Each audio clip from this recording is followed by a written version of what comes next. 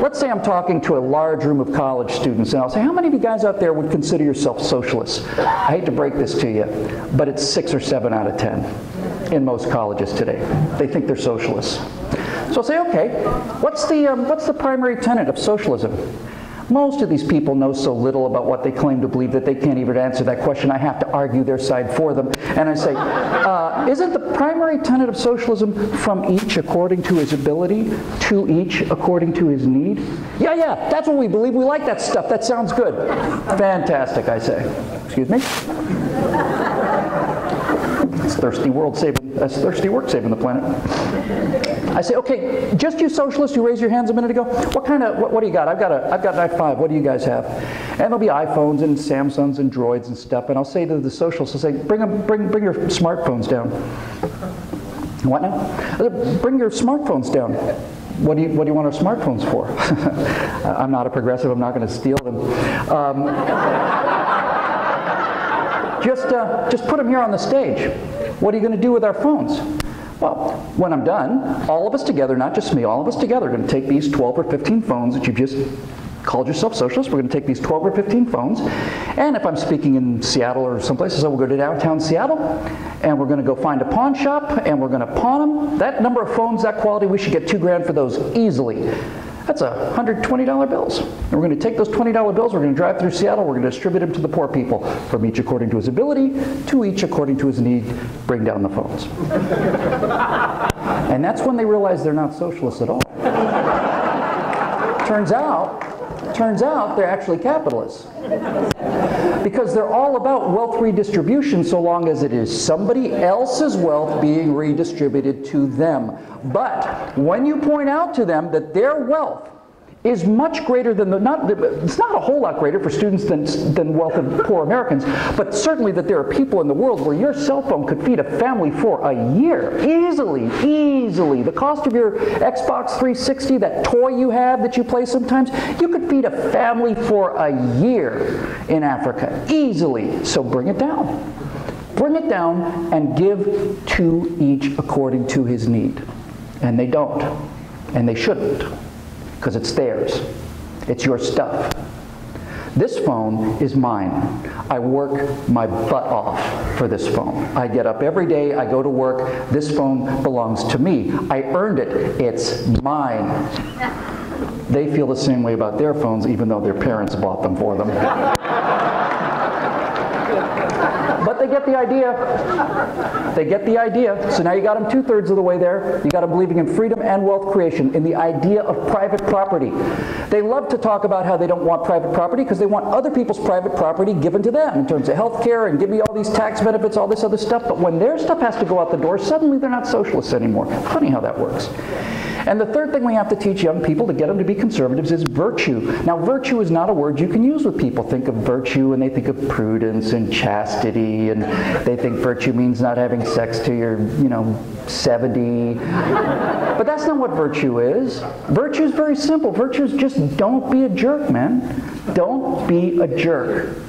And I don't say jerk when I'm with a younger crowd. I say don't be a jerk. Virtue just means do what you say you're going to do. Don't cut in line on the freeway. Pay your bills. If you say you're going to be someplace, you promise somebody you're going to be there to help them move, be there. Don't be a jerk. That's virtue. If you really want to boil virtue down, virtue is actually very simple. Don't hit anybody and don't take their stuff.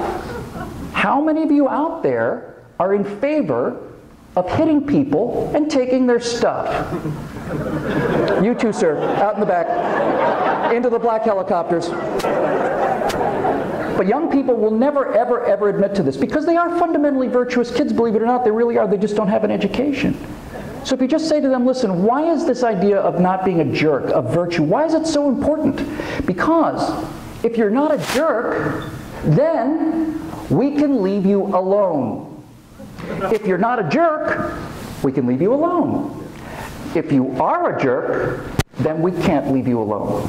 If you are a virtuous people, if you do the right thing for the right reasons most of the time, then we can let you go and be on your own. But if you hit people and you take their stuff, that means we have to have TV cameras and policemen and judges and lawyers and prisons and prison guards and penalties and all of this other stuff. because now it's our job to stop you from being a jerk, and that's what you get when you get a big state. Does anybody want that? I don't. I want to be left alone because most of the time I'm not a jerk. Sometimes I'm a jerk, but not most of the time. Freedom, wealth creation, and virtue. Leave me alone. It's your stuff. Don't be a jerk. They get it. And now you've got a room full of the most liberal college kids in the world suddenly realizing they're conservatives. They're conservatives. Of course they're conservatives. Everybody's a conservative. We shouldn't be talking about a pathway to 270. 270 is the total amount of popular votes that the progressive should get in an election in the United States. Not electoral votes, popular votes. They should get 270 votes across the country. That's how many insane people there are in the Bay Area. They should get those. We should get every single other vote in the country. If you make it this simple, you could do it. So the final thing I'll leave you with is this. How do we get there? How do we get there? I talked about us moving into an information age economy out of an industrial age economy. But how do we get there? And one mistake we do make as conservatives, and we deserve some blame for this. Many of us will say, listen, we're going to demolish the welfare state, we're going to demolish all this other stuff, we're going to just push it down because it's awful and it's evil and it breeds dependency and so on. And it does. But we just can't do that. We just can't. When Mitt Romney said that there's 40% of the country, 47% of the country we're never going to get, I agreed with him when he said it because I understand about the handouts and the entitlements. But after the election was over, I realized he was wrong. We need to get everybody. We need to play elections like we are going to win every vote in the country. And if we don't appeal to every single person in this country, we don't deserve to win. I think what Mitt Romney should have done was he should have gone, when he was talking about putting Pennsylvania in play, instead of going to western coalfields of Pennsylvania, Mitt Romney should have gone to Philadelphia, to South Philly, should have gone to the something Adventist Baptist church, and he should have gone to a group of the most hostile people he could possibly find, an all-black audience, let's say, that wanted his blood. That's what I would have done if I was Mitt Romney. I would have gone to that church and would have made sure there were some TV cameras there. And I would have stood in front of these people and I would have put up with all the booing and all the hissing. I would have just taken it, you know, if you're going to be president, you got to have thick skin. And then I would have said something like this. I would have said, listen, let me tell you why I'm here. First of all, I'm not here to get your vote because I know I'm not going to get any of your votes. I understand that in advance. But a lot of people have been lying about me, and it's inconsistent with my sense of self-respect that I allow these lies to continue. So I'm going to tell you what I really believe, and then you can vote against me at least for the right reasons. But the main reason I'm here is because I'm running for president of all the United States of America. And if I win, I can't just be president of half of America. I have to be president of all of America. I have to know why you're so angry. I have to know what it is about these philosophies that I have that terrifies you so much. Because I have to convince you that we're not out to hurt anybody.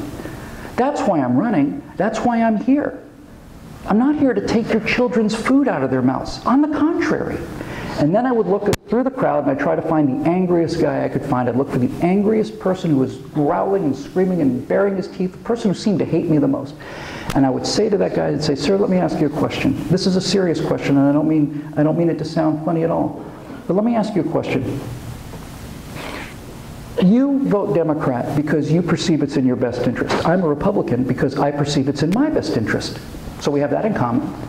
But my question to you is not about the government, it's not about spending, it's not about your kids, it's not about the Constitution, it's not about doing the right thing, it's none of that. A very, very simple question for you. Do you believe that you are leading the best life that you could live for yourself right now? Do you believe that? Because I don't believe this is the best life you could lead at all. I don't believe it for a second. I think the reason you vote for Democrats is because they give you free cell phones. But the cell phones they give you are crap cell phones. They're just crap cell phones. They're second generation cell phones with 60 prepaid minutes and they're crap. And the housing they give you is crap. And the transportation that they give you is crap. And the food stamps that they give you is crap. And everything that the government has given you and all of these people in this room for 40 years has been crap. It's been the worst stuff there is. And you know it. That's why you're so angry. You are on a vote plantation. And what the Democrats do is they give you a food pellet. They give you just enough to get you to the next election so that you can go and vote for them, and they'll give you more crap and you vote for them. That will allow them to go another 2 years, and they'll give you more crap and you'll vote for them again. And I'm standing here asking you just one time, Get those people out of the way. Let us get into this office and let us grow this economy to the degree where there will be so many jobs available that you will not have a government-issued crap cell phone. You will be the first person standing in line at the Apple store when the iPhone 6 comes out, and you'll have $500 of spare cash in your wallet, and instead of having the worst phone in the world, you'll have the best phone in the world. That's what I'm asking you to do. I'm asking you to vote in your own self-interest and get these people out of the way for one election. One. Just one time. Let us show you what happens when you don't get the crap from the government. And I think if Mitt Romney had made that speech one time, he'd be president today. One time, he'd be president. That's how you do it.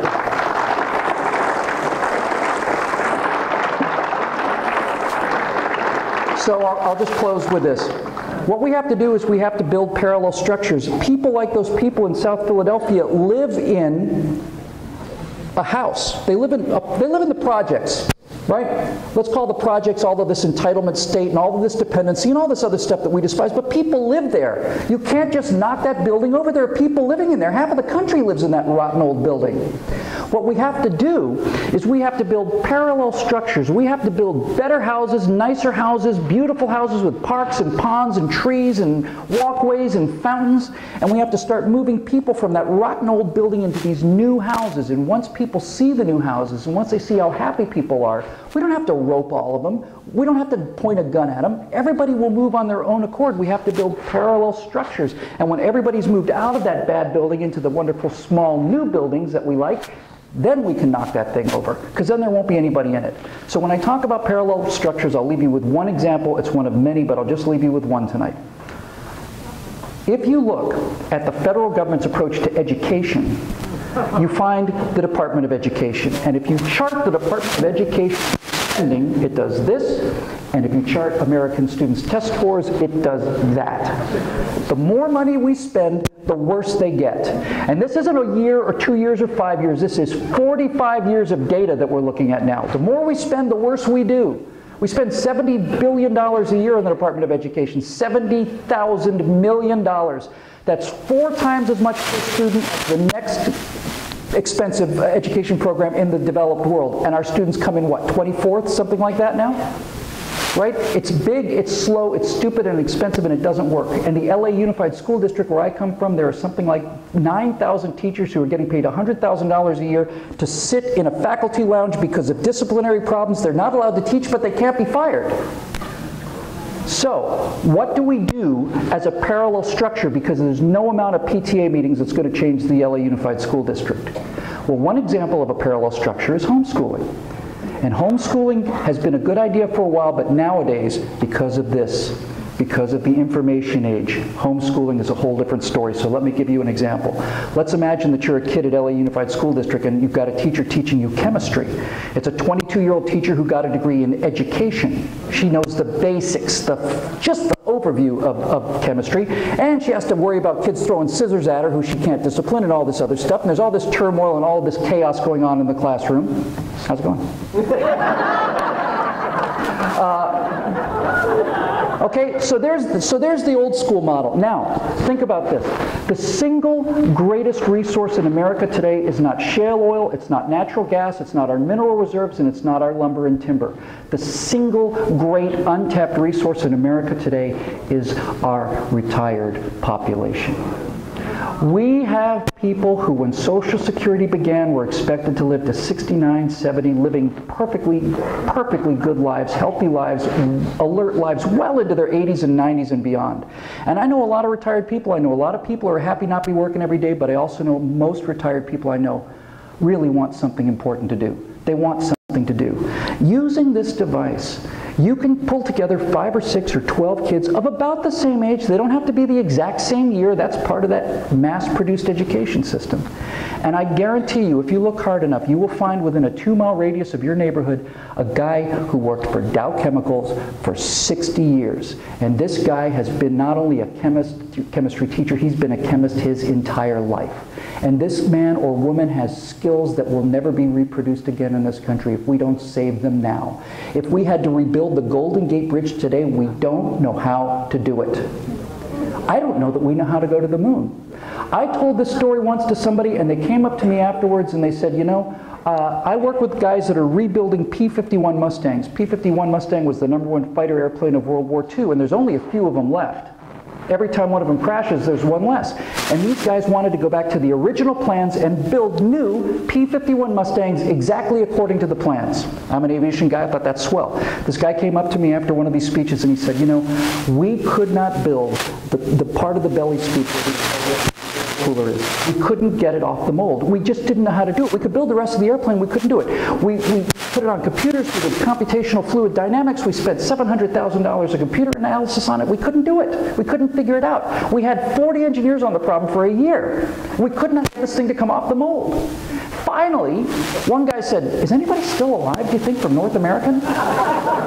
Well, it turns out that North American built the P-51, and it turns out, yes, a few people are still alive who worked at North American, and they found one of these guys. They got him on the phone, one of the engineers, and they said, we're having problems with a part on the P-51, and the guy said, is it the oil cooler?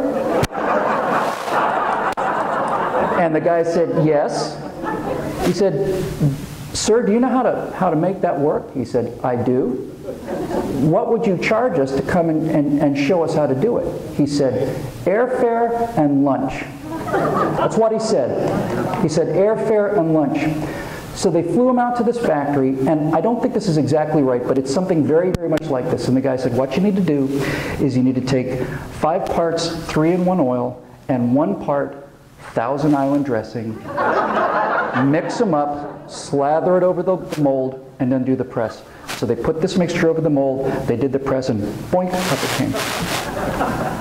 If that hadn't happened, that knowledge would have been gone forever. Now there's 50 engineers who know how to do that. We cannot let this knowledge die. And here's what really scares the Democrats and the progressives more than anything. If you think about 6 kids of yours having an education by a guy who was a CPA for 40 years, teaching economics, and a guy who was an actual chemist teaching chemistry, and a guy who was actual physicist or worked in a lab, and these people are hardworking and they understand how to run a business and they're patriotic. Don't you realize what those kids would do to their competitors coming out of the public school system? Don't you realize that every single progressive kid in the world is going to be working for your kids? And they're not going to like it. They're going to move from that rotten old building into the new one. Because now you can find these people on the internet and you can make it so that I don't have to teach all of the classes every night.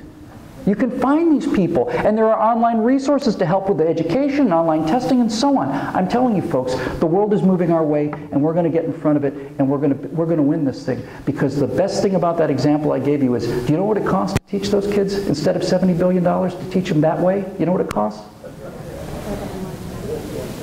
It costs lunch, yeah. No, that's really it. It costs lunch. Nothing. And everybody wins. This enormous pool of talent on one end, the worst educated Americans on the other. How can we not put these two things together? What's the matter with us? Disgraceful. So, I have been doing my little bit with the messaging by being the virtual president of the United States. I won in a landslide. I actually won with 100% of the vote. I actually beat Saddam Hussein, who's a piker compared to me. And what I'd like to do is just tell you this. I decided to do this virtual presidency thing so that I could use the trappings and the picture frame of the presidency to advance a conservative message.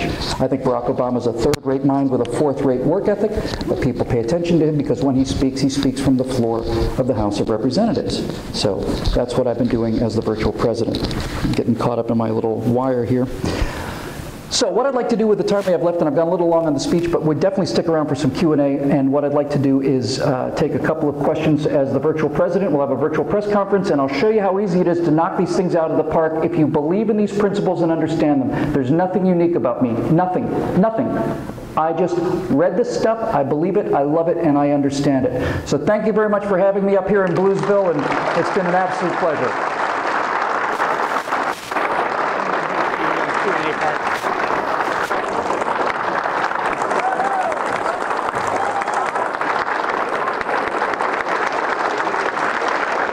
Thank you.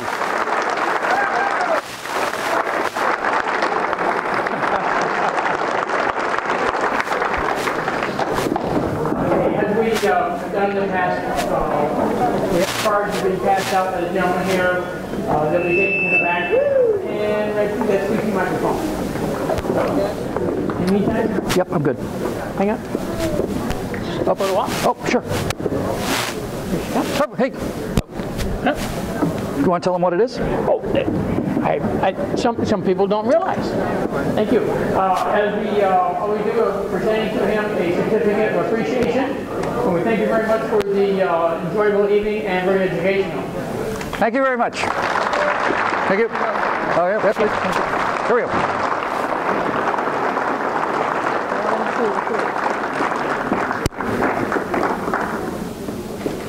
Thank you. Thank you. Thank you very much. I'll keep this where I can look at it. Right. I'm going to have to wear this as a name badge in order to get through security at SFO tonight. I'll just put it right here.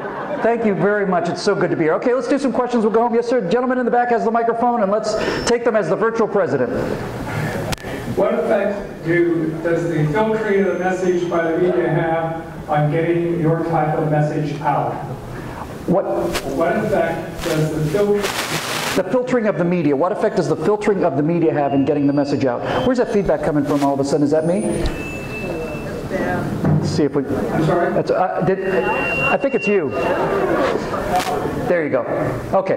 The question was, what effect does the filtering of the media have in terms of getting the conservative message out? And the answer is it has the full effect. It has 100% of the effect.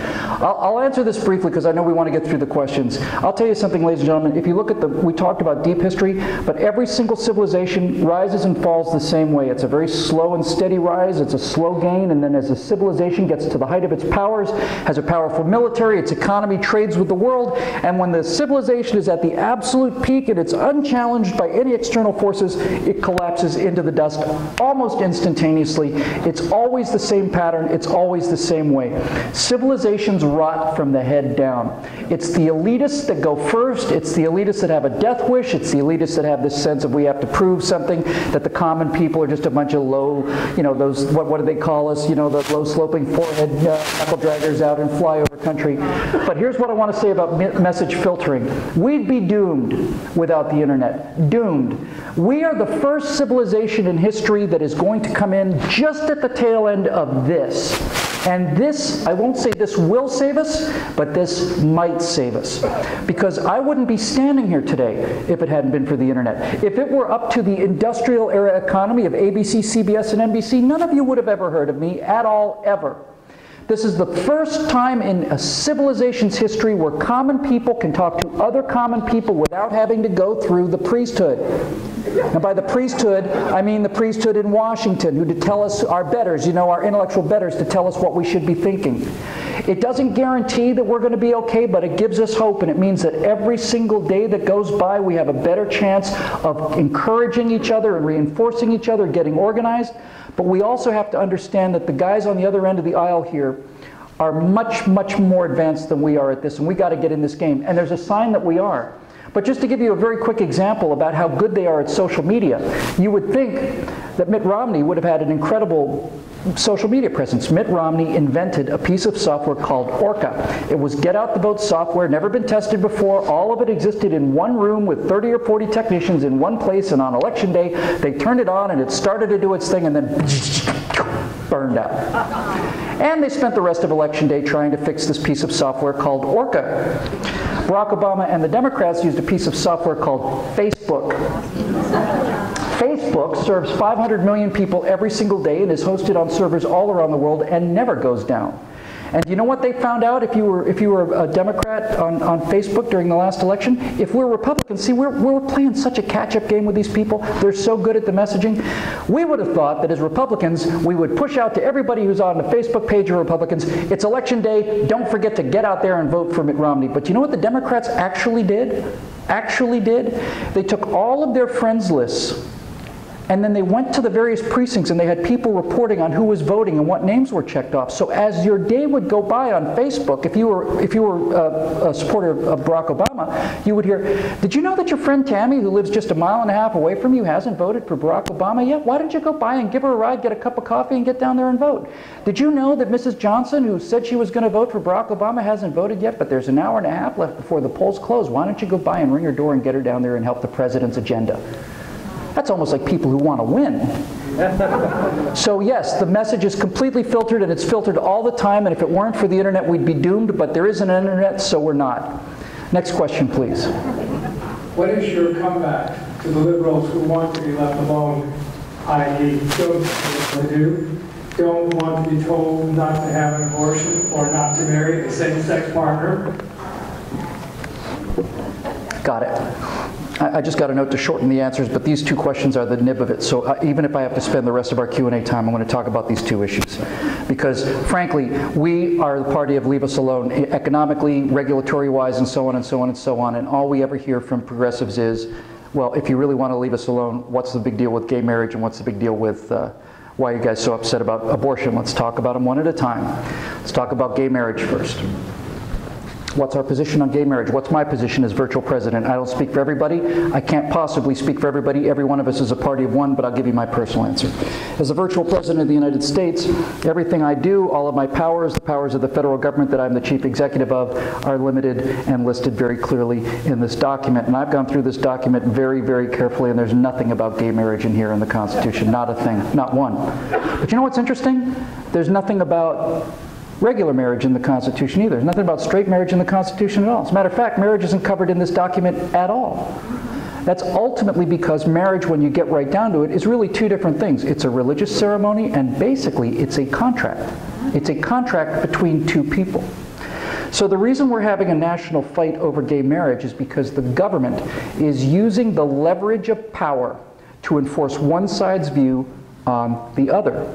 Now, we don't get to live in a world where we're not offended. But my answer to the gay marriage question is, get the state out of the marriage business. It wasn't in the marriage business to begin with. The state only got into the marriage business in the 30s, I think it was actually a little bit earlier than that, right after the Civil War. Democrats got the state into the marriage business to prevent black people from marrying white people. That's why the state is involved in gay marriage, just so you know. So what does that mean if you get the state out of gay marriage? What does it mean? Like I said, none of us have a right not to be offended in this country. That goes for those of us who are conservatives, and it goes for those guys that are progressives. So if you get the government out of marriage, what it means is, if a church and a congregation together decide that they want to marry two men and the pastor decides to do it, that's their business. It's their business. But it also means that they do not have the power to coerce a church that does not want to marry gay people because they find it to be a religious abomination, that does not have the power to force them to do it either. It means that people basically get to be left alone, and you don't get to club one side or the other. We don't say you're not allowed to get married, you're not going to do this, and they don't get to say you have to accept this. Because there is one thing on this issue that is actually in the Constitution, believe it or not, and as a matter of fact, apparently, they thought it was so important that it is, in fact, literally the very first words out of the Bill of Rights, and it says, Amendment 1, Congress shall make no law respecting an establishment of religion or prohibiting the free exercise thereof, semicolon.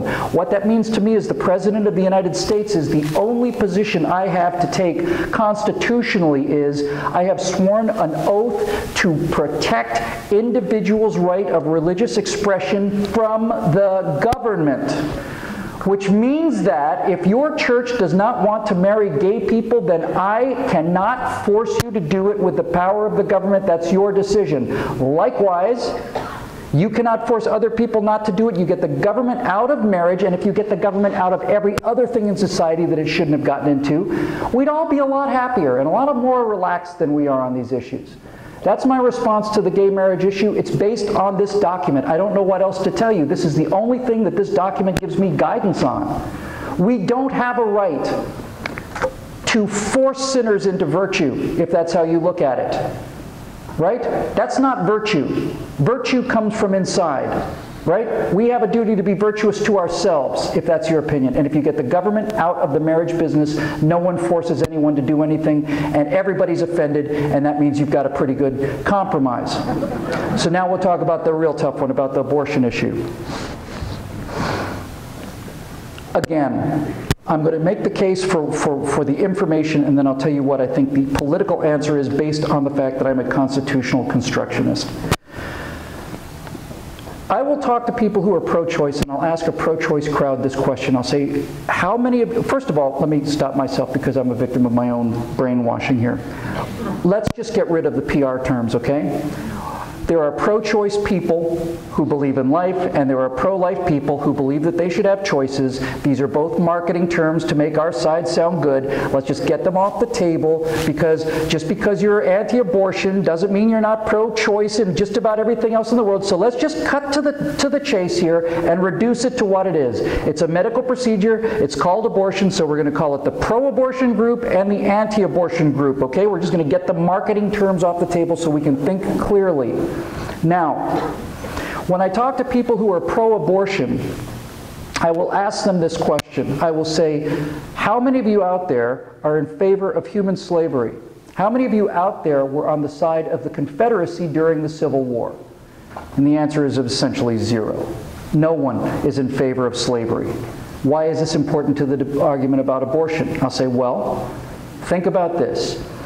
If slaves are property, then the North was wrong and the South was right. The North came down there, invaded the South, and told those people what to do with their property. Those Southern slave owners had a choice of what to do with their property. No one told them whether they could sell horses or not, or houses, or cows, or donkeys, or anything else. If they're property, the slave owner has a choice to do whatever he wants to with his own property, and it's a war of northern aggression. However, if slaves are not property, if slaves are in fact people, then there is in fact a higher law at work than the political law that may allow people to own other people. There is natural law at work that says that that is a human being, and you do not have the right to own them, sell them, murder them, breed them like animals. And if you believe that slaves are people, you are on the side of the Union in the Civil War, because they had the right to go down and stop this ongoing murder of people. Now, virtually everybody in this country understands that slaves were in fact people, and that the North had a right to go and liberate them from the bondage of slavery. That's what the Republican Party was founded on. So, the question now becomes, is this fetus a person or not? That's the whole issue. That's the whole thing right there. Is it a person, yes or no? If it's a person, you have the same obligation to protect that life as you would to free a slave from a plantation. If it's not a person, mind your own business and leave me alone. So which one is it? Well, we know that medical science tells us one thing and one thing only about the birth, about the idea of having a child. There are only two actual events that happen. Conception happens and birth happens. Nothing that happens between conception and birth is an event. Nothing. There's no event between these two positions. Conception and birth, and everything else is just a gradation between these 2 points. So when people say, this is my body, I should do what I want with it, these are my cells, my response is, actually, with all due respect, they're not your cells.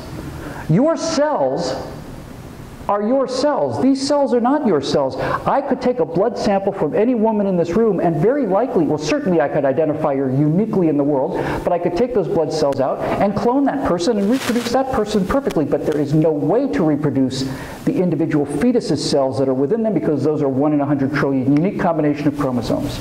That's the biological truth of it. Now, many of you think that I'm arguing in terms of being anti-abortion. But here's the problem. The problem is we don't have an answer in our laws. We've never had the ethical debate that we need to have. We're so busy screaming at each other that nobody ever has this conversation. The pro-abortion crowd, needless to say, says that a cluster of cells 2 days after conception is not a human being. Clearly, that's their position.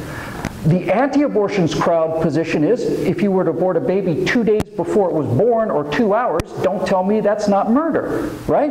Those are the two extremes. And we agree as a society that somewhere between these two positions something happens, but nothing does. Nothing actually happens.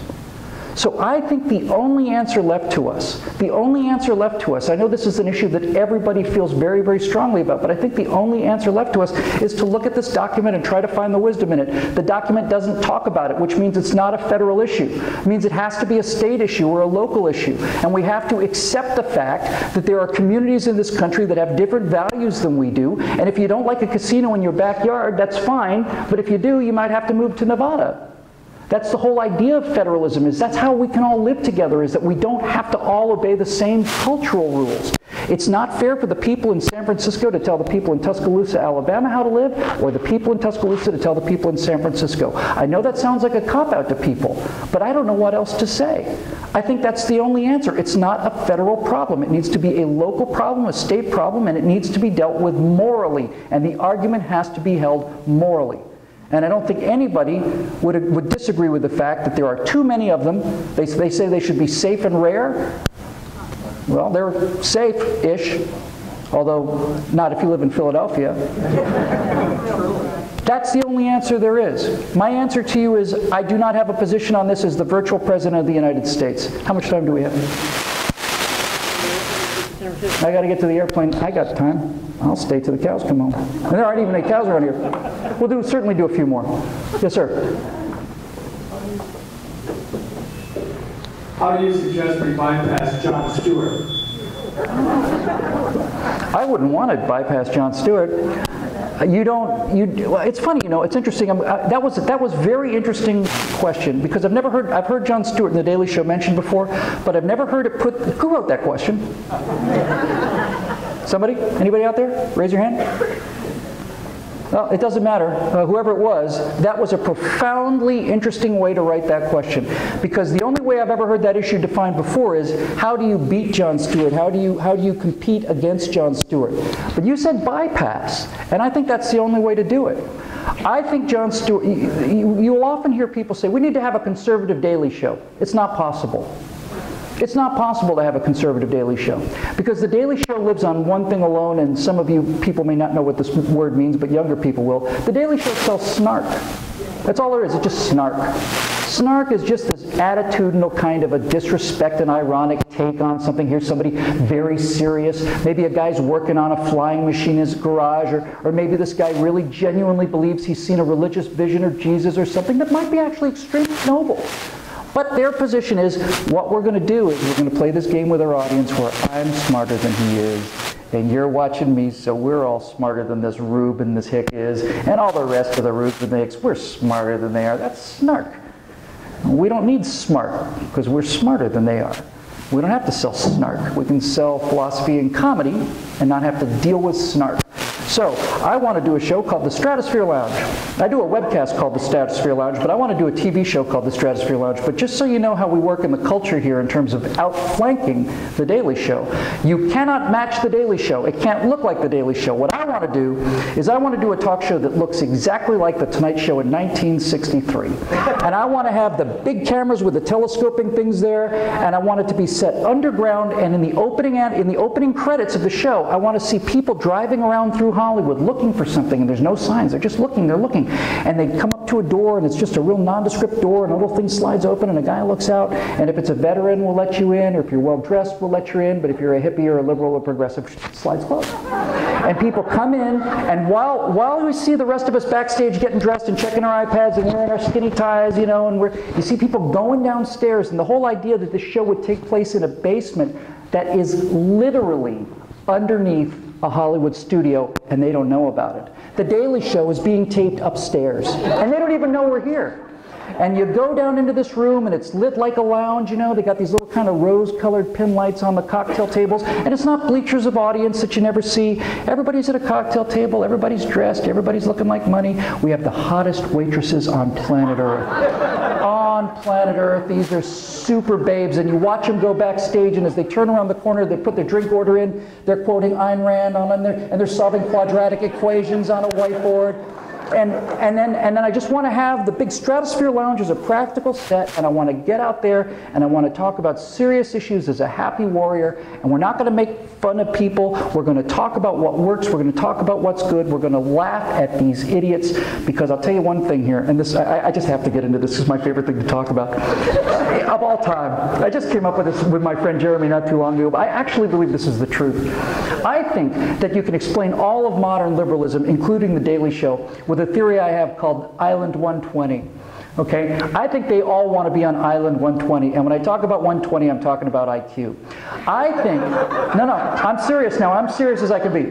I think that all of the liberals out there and all of their audience members have IQs of about 98 to about 106, 108, somewhere in there, right? Somewhere in there. They maybe think they're a little bit brighter than the average person, and they went to college and they majored in medieval Renaissance poetry, so they're trying to tell each other that they're very smart. And all of them want to be perceived as living on Island 120, where the 120 IQs are. So they all talk the same, and they all have the same politics, and they all vote the same, and they all have the same handshake, and they wear the same clothes, and they hate the same things, especially you guys, because if you believe in Christ or you own a gun, then you're a knuckle-dragging idiot. You're one of those stupid people. We're all trying to get onto Island 120, where Jon Stewart lives. Right? And all the guys in those New York skyscrapers, Katie Couric's probably about 108, and Stewart's a bright guy. He's probably 115, 117. I think Barack Obama's probably about 106, somewhere in that ballpark. That's smarter than average. He should be proud of himself. Operation Good Job, Barack. But, you see every single one of these people on these posters down here, especially guys like Victor Davis Hanson and Thomas Sowell and Milton Friedman. We have philosophy. They have snark. We have philosophy because the big guys in our tent have IQs of 130, 140. And we look back on Island 120 and we go, that's nonsense. Come on. Really? You really believe that? I believe guys like Victor Davis Hanson and Thomas Sowell are so much smarter than 120 that they don't have the slightest concern about what people think about them. They look at this philosophy and they go, that's for idiots. I'm sorry, it just doesn't make any sense. It doesn't work. Here's why. Don't you know anything about the Laffer curve? Yeah, I know about the Laffer curve. Sure you do. Because when you get to be as smart as guys like Thomas Sowell or Victor Davis Hanson or Ben Carson, who I met, Ben Carson's got an IQ of 160, honestly. When you get to people that smart, they don't have to prove that they're smart. They've been the smartest people in the room their entire lives, and they understand that conservatism works. And that's how I'd outflank The Daily Show. I would have happy warriors who were dressed to the nines, wearing money, surrounded by beautiful girls, and I would talk about philosophy with a smile on my face, and I'd let Janine Garofalo and Bill Maher do their little snarky thing about some guy someplace, and I go, that's actually, Operation Good Job, Bill. Good job. I know you're doing the best you can with what you got. God bless your heart. Next question. This might be the last one. Could you I think this will be the last one. Do you think that Benghazi incident will cause Obama to be impeached?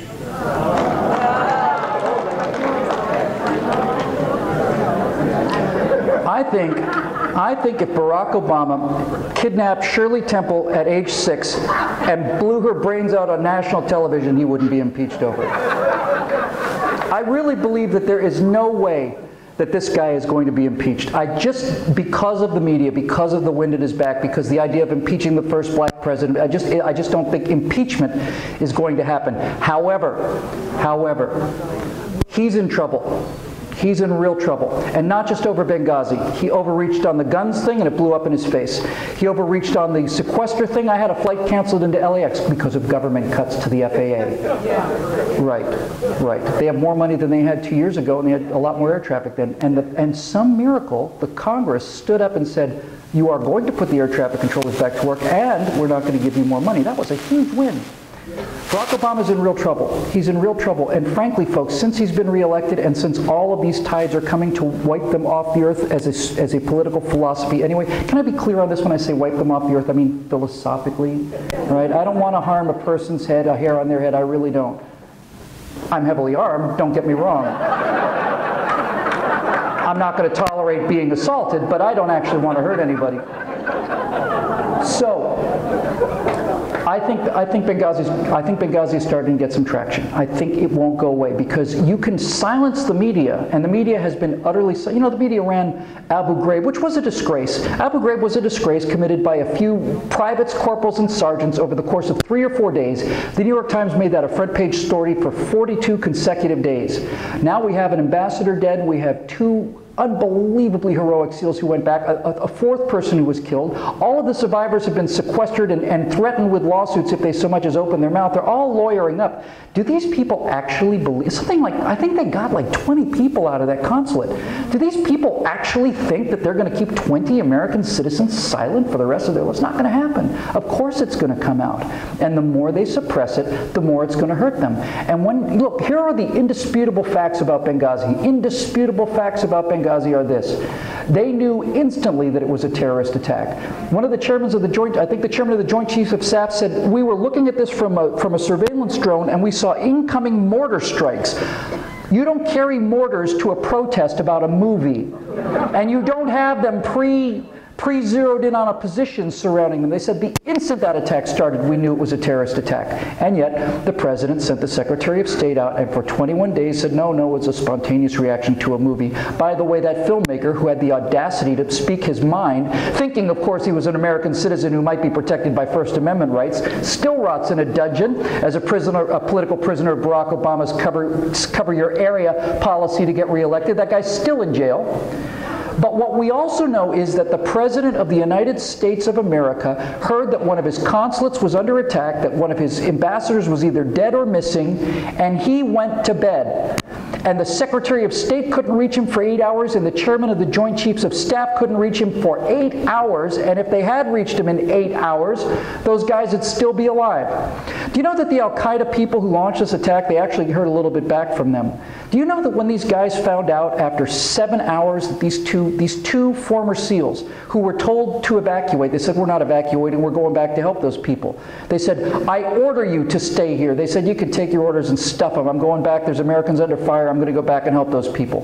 Those two former SEALs went back there. Yes, you're darn right, you should applaud for them. They went back there. And they fought using the ammunition they could find on the ground for almost 8 hours. It would have taken our in extremis response team 2 hours to get there by helicopter. And as I said in that speech at the Horowitz event, if I'd been the President of the United States and I'd been advised that this was happening, and they'd said, 2 hours to get there, Mr. President, I said, I want those helicopters in the air now. And then I would have gone to the Chief of Naval Operations and I would have said, how far away is our nearest carrier group? And he would have said 22 minutes at the top speed of an F-18.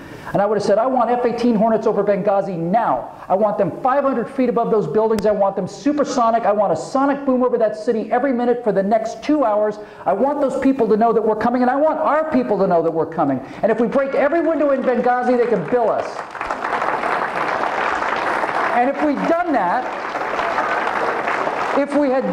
and if those guys had gotten there, they would have saved those two. Those two SEALs fought for 7 hours, and they were finally killed by a mortar strike. A mortar killed them both, and during the previous hour or two, they had a laser target designator on the mortar that killed them, waiting for the airstrike that never came. It's the most disgraceful thing that I can think of in the history of, certainly as long as I've been alive. I can't imagine a more appalling, disgraceful, impeachable offense than that. You leave those men out there to die. The President of the United States let those men out there to die. They were fighting for the flag that he swore to defend. It's a catastrophe. And for those people who say, by the way, for those people who say, well, it could have been worse, what if he sent them and those guys had died? What if he sent the SEALs and they shot down the helicopter? I would have said, well, then shoot down the helicopter then. That's why these men sign up, you know. These guys who are in these SEAL teams, these in extremis response guys, not just the SEAL teams, by the way, it's not just the Navy, all those special forces guys, they live for this moment. They know what the risks are. They signed up to go and save American lives. Send them. Because every single American in the world and every single American enemy in the world ought to know that if you shoot at Americans, we are coming to get our people out and we're going to track you down and we're going to kill every last one of you, so don't do it. How hard is this?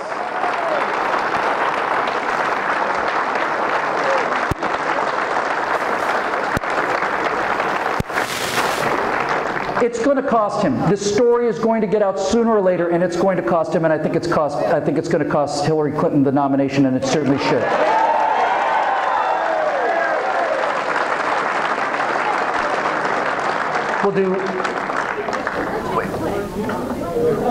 We could do one more if it's quick, and then I got to go.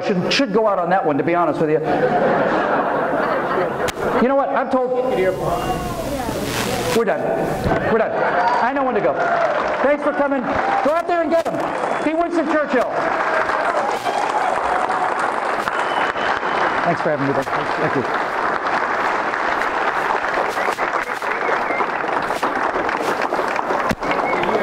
It'll take you a long time to get to the door. We love you, Bill.